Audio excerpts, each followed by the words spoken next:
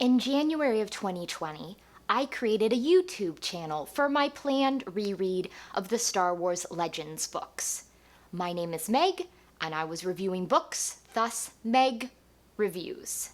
However, I completely forgot about The Meg, the 2018 movie pitting Jason Statham against a prehistoric shark.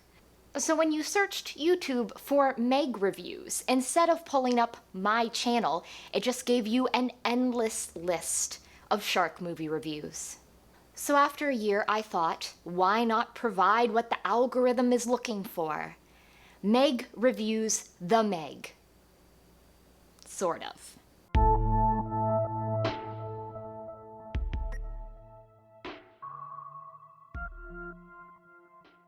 Stephen Alten's debut novel, Meg, a novel of deep terror, was published in July 1997 by Doubleday, and Disney's Hollywood Pictures acquired the rights to the novel before publication in 1996. Two separate screenplays were written, both were rejected, and by 1999 the rights reverted to Alten. In the 2000s, reports surfaced that New Line Cinema had bought the rights and was aiming for a 2008 release date. Jan de Bont and Guillermo del Toro were attached to the production at various points. By July 2007, though, New Line canceled the production, and the rights again reverted to Alten. The adaptation lingered in development hell for another decade, until 2015, when Alten shared in an interview that production was back on track, this time with Warner Brothers. Eli Roth was announced as director in June 2015, only to be replaced by John Turteltaub in March 2016 because of creative differences. The film adaptation of Meg, now titled The Meg, found its lead actor in Jason Statham, and the film aimed for a 2018 release date, over 2 decades after the novel's initial release.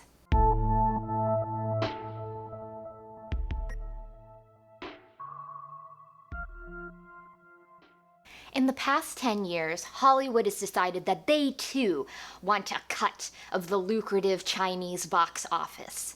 But huge Western franchises like Star Wars are dead on arrival in China. And what ends up succeeding are movies not targeted at Chinese audiences at all. Think Zootopia, or Coco, or the Fast and Furious movies. But what about Hollywood/Chinese co-productions? They usually spotlight Chinese settings. For instance, 2018's Pacific Rim Uprising is set almost entirely in Shanghai, and they usually cast at least one or more major Chinese celebrities in roles. But unfortunately, they tend not to do well in the North American box office. 2017's Return of Xander Cage flopped in the US, as did The Great Wall with Matt Damon. But The Meg is a Chinese co-production, with Warner Brothers working with Gravity Pictures. So how did that affect the movie then? Well, the Meg's Mana One research facility is located 200 miles east of Shanghai. My favorite goof about this movie is that the research facility also appears to be right above the Mariana Trench, but the Mariana Trench is actually off the coast of Guam, 3,000 miles from mainland China. The novel's marine biologist, Dr. Tanaka, is now Dr. Minwei Zhang. Suyin, his daughter, is a composite of 2 book characters, DJ Tanaka and his sister Terry, and Suyin has a plot Muppet daughter named Mei Ying.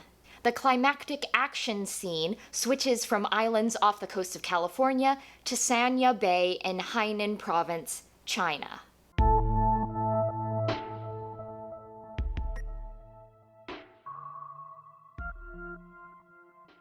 But Warner Brothers also wanted a 4-quadrant hit.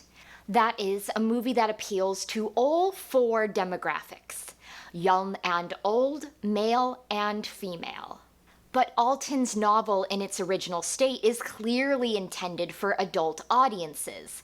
There's strong language, adult themes, graphic violence, gory deaths by shark, as well as the stereotypical malicious evil woman in the form of the main character's ex-wife.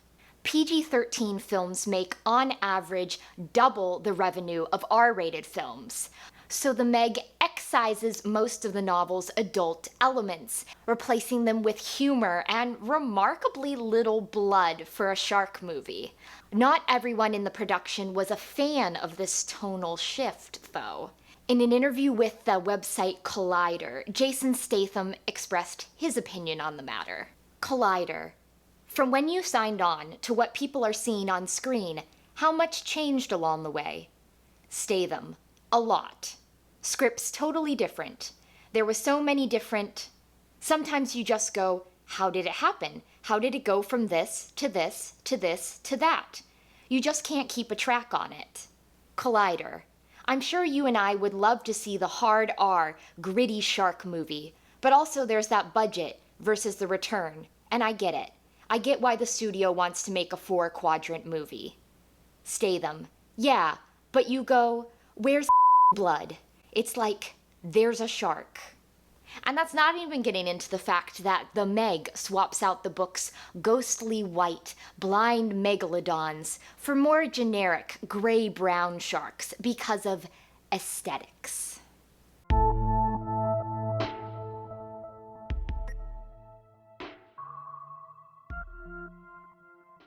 The Meg grossed $145.4 million in the United States and Canada, as well as $384.8 million in the rest of the world, for a total worldwide gross of $530.2 million, against a production budget of $130 million.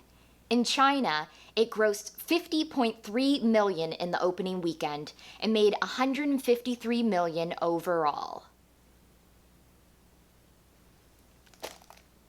Oh, my review? The Meg is okay. It's aggressively mediocre. The special effects are better than those you would find in Sharknado or its ilk, but it's certainly no Jaws. You're gonna need a bigger boat. I find it more interesting as an example of adaptational pragmatism than as an actual movie. The Meg, the movie, had to be lighter in tone because as the book stood, it just wouldn't have made enough money for its studios in the end. But I have to say that unlike what the entire internet thinks, Jason Statham at no point in the movie punches a 70-foot shark.